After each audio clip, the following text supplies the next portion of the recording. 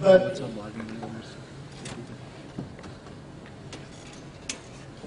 in trying to think of future war, we have to see whether the militaries, certainly in the subcontinent, have been good at it.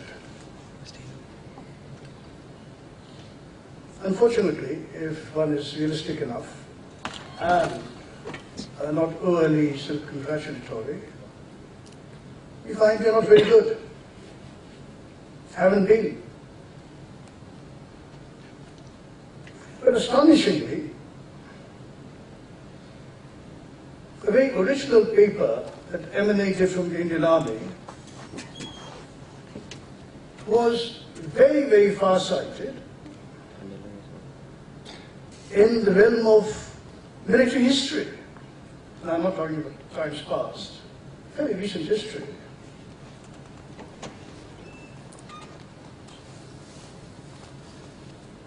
Lord Auchinleck, CNC India, was given a planning paper, was put up to him in 1946. And he summarily dismissed it,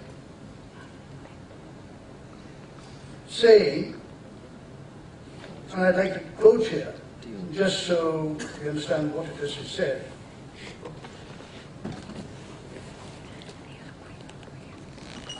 As to what he thought was wrong with that planning paper.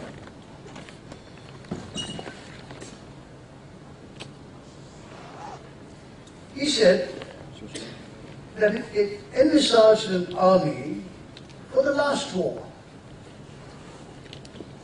This Auchinleck, in dismissing the planning paper from the General Staff, he said, there's a need, and I'm now quoting, to think rapidly, intensively, so that we may not commit ourselves and our successors, to whom we owe the duty of planning progressively and with foresight, to plans which will be obsolete in a few years.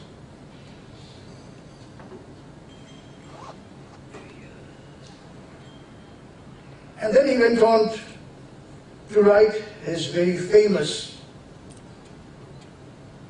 Note 16 of July 30, 1946. And this is the astonishing part. That's how far-sighted it was. He said the future armies, and because the land forces were the primary blunt force of the still then interim government, Indian government, he said it had to be based on what he called nuclear energy, meaning nuclear weapons. And he said guided projectiles, 1946, guided projectiles. And he envisaged what he called strike divisions that would, armored and mechanized forces, that would operate in conjunction with, quote, airborne forces. Then he elucidated a whole bunch of logistics developments and infrastructural developments that had to happen for the Indian Army to be up to date. In fact, it is his take, among other things, for instance, Homi Bhabha's own vision of a weapons thrust to our nuclear energy program, that convinced Nehru to actually have the famously Janus-faced program, Janus being the Greek god, with two faces looking in opposite directions, civilian and military. So, you had General Auchinleck putting down these metrics for future planning.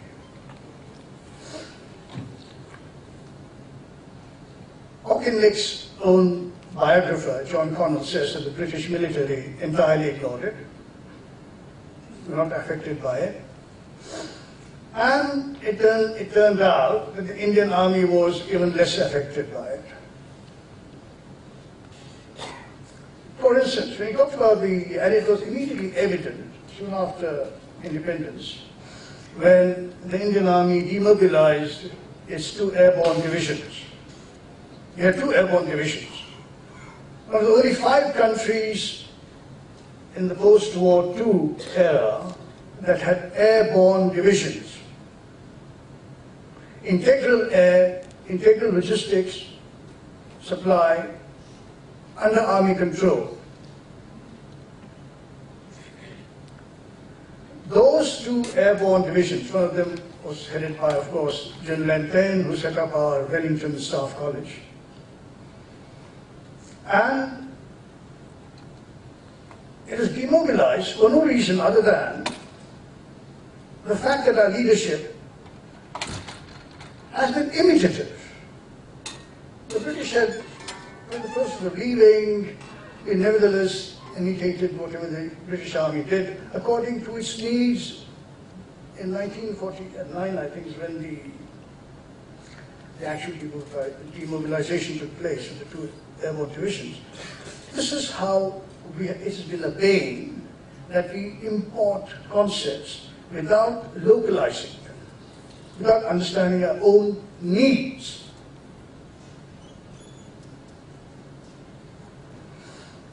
My brief here is to talk about artificial intelligence, cyber war, and robotics. These are wrong distinctions to make. There is no discrete AI, there is no discrete robotics, there is no discrete cyber. It's one and the same thing, centered on your computing prowess in the main. So let's see where the advances in the computing realm is taking the military. Because we're so far behind in this. You have to go by whatever is happening outside in terms of technology development and trends. Computing, you have now quantum computing. Quantum computing is dependent, there are 3 gateways to it. One is photonic. You have light quanta, that is light units, carrying information, data, instantaneously. The other is the gate, simple gate principles going on. And the third is the idiomatic principle. We don't need to get into the technical details of it. The point to make very simply is this, that what quantum computing does, and what that leads to by way of quantum communications, is that it makes it unhackable. Quantum communications cannot be hacked. China now has a quantum satellite up in space, operating. We are nowhere near enough to getting there. What quantum, how do you resist? The way to resist quantum communications is to write quantum-resistant algorithms, a realm in which the country is weak. And here I just give you an anecdote, personal to me, wherein a person with the extraordinary brains, and there's no dearth of brains in this country, it is except at the end of serving foreign masters. And not for want of their trying to remain at home. And I'll tell you the irony here. This man is at the center of developing the theory of complex systems and quantum theory. And his applications of his theory and principles are so apt that the Chinese have offered him a commission. Why? Because, and this is despite, maybe I simply don't have the connections, I tried at the highest levels of government to interest them to retain him. He was with CDAC in Indore, working on a whole bunch of weapons-related stuff and so on, nuclear weapons, thermonuclear, fusion weapons research. But he's such a polymath that he has done pioneering work in many realms. I was unsuccessful. He now has a commission from Tsinghua University, who has set up an entire laboratory just for him, with the best people he can pick up from anywhere in China to train, and had been given $3 million. Guess who the applications will be used against? One of the targets would be us, of course.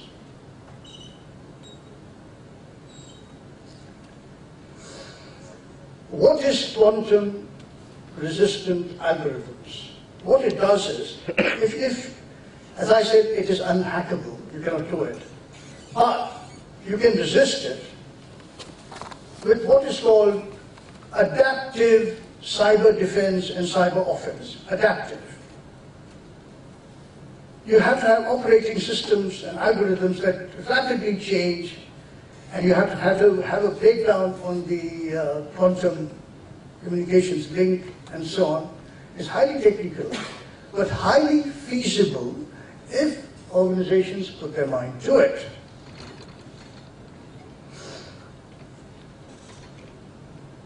The second computing stream is what is called cognitive computing. Cognitive computing mimics the human brain. You have therefore machines, and this is how all of this leads into AI, artificial intelligence, and everything else. Cognitive computing, because it mimics the human brain, what it does is that the system is front-loaded with the data information it starts with, is then deployed. It picks up and integrates and absorbs its own operational experience, arranges it, uses the reasoning abilities of the human being, again all algorithmic driven, and prosecutes actions. Now, how far is all this from our own military capabilities?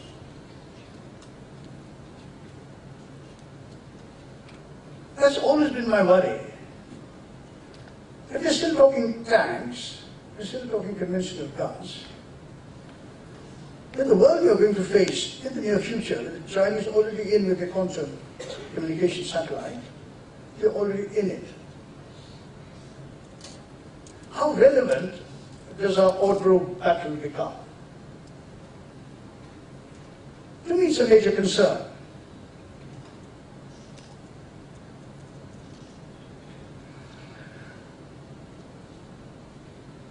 So what's on? So you have the computing prowess at the center of it all, and you have, so what you, in earlier days, just 20 years ago, a Cray computer, the X-series computer, would do is now done by a microbot.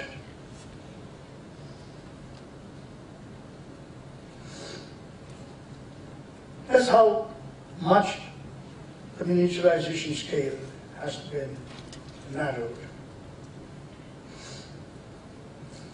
You look at robotics, and what do we see?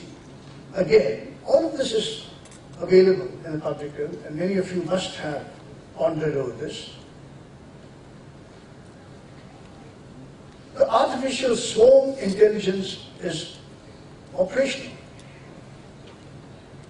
The autonomous armies of land robots, air robots, maritime robots operating right now. The US has deployed them. They're in small numbers and they're gaining the knowledge and they're absorbing the competencies. What does that do to man's systems as such? Because we're looking at the future, what does it do to the man's systems? In fact, for a very long time it has been known to the militaries all over the world that the man in the loop is the liability.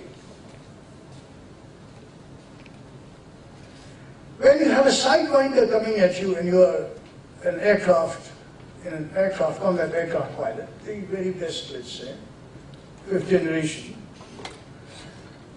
an A2A is coming at you, pulling 16G, and the human being cannot take more than 6G in a sustained turn. You grey out. Who wins? Who wins? Look, all militaries are conservative, are status quoist. The US Air Force has been resisting the very logic of what's coming on in terms of robotic systems that are going to take over. In a novel that H.G. Wells visualized in 1897, War of the Worlds.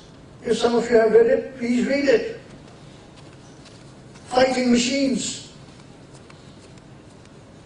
Maybe we have to go to science fiction to see what future war is. And by the way, this is exactly how many ideas have been made into battlefield applications. Robert Goddard, for instance, after reading H.G. Wells, conceived and produced the first liquid-fueled rocket. Then he went back into H.G. Wells and got another idea from H.G. Wells of multi-stage rockets. The point very simply to make is, you cannot now, there's no barriers between where you get your ideas from. And the military has to be open to it, and equally be the promoter of these ideas.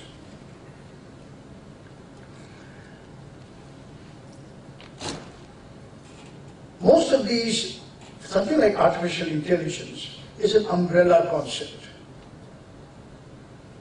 Umbrella concept comprising computing, as I said, machine vision, machine learning. So right now, you have, the other day in the Americans, I presume, but there's no other way they could have gotten it, that they had the aerial micro vehicles to track to do the plume tracking for the IRBM that Kim Jong-un launched over Japan. You heard of that missile launch. The plume tracking was done to get at the technical specifications with an aerial micro vehicle. You can't even spot the damn thing. Sending back information. So they have a very good fix on that missile. That is why, for the first time, Washington didn't poo-poo, as they have been prone to do, North Korea's missile capabilities, because now they know.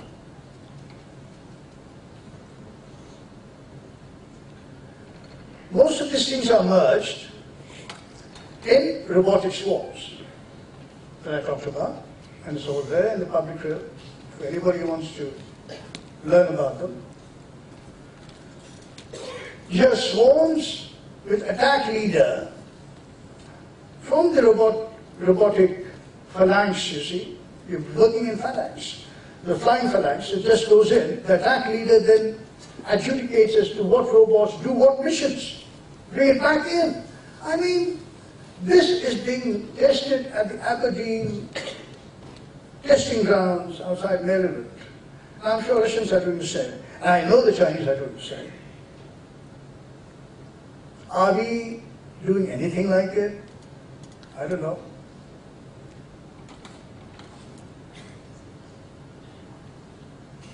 The other day I was rather bemused to hear Gulshan Rai of the CERT team, our cyber warrior, say that yes, we intercepted a malware. And he was very nice enough to also reveal that the reason they were able to do it, because they were alerted by some source in Singapore. In other words, you cannot detect your own threat coming at you with your own resources and capability. That's what it means.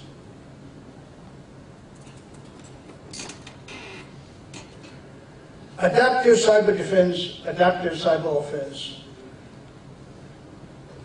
is inherently require a very high level of technical competence. This is not always available in the militaries. Not in India, not abroad. Abroad, though, they have streams to use the talent. We haven't, unfortunately, done that. I know this again because the best hackers in the world are 18-year-old kids.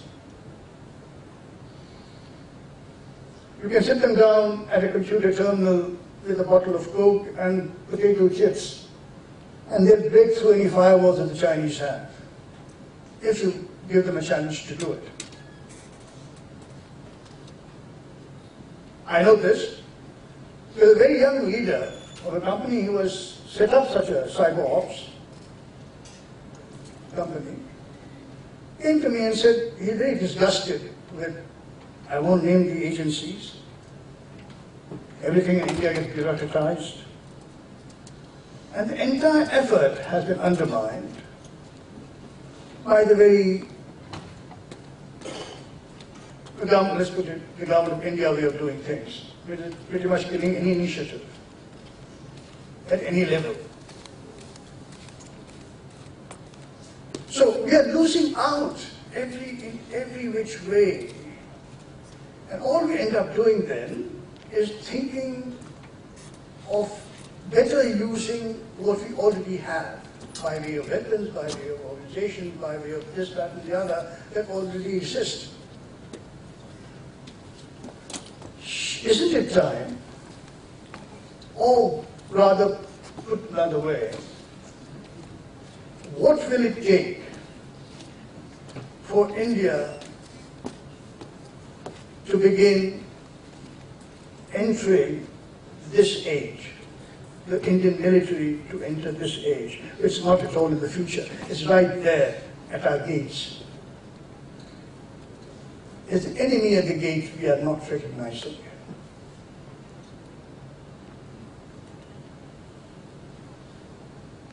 I was advisor of the Finance Commission way back when A.C. Pant was the Defense Minister.